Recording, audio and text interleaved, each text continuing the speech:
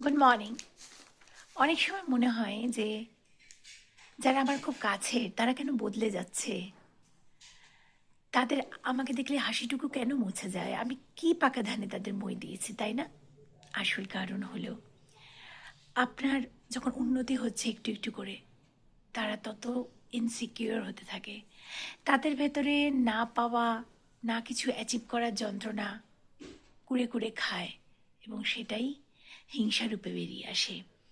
তখন তাদের মনে হয় আপনাকে নিয়ে তাদের কোনো সমস্যা নেই। বিশ্বাস করুন, আপনার সফলতা নিয়ে সমস্যা, এবং তাদের নিজেদের কিছু না পাওয়া নিয়ে সমস্যা। সারা জীবন হয়তো অনেক কিছু করতে চেয়েছেন, তারা করতে পারেননি।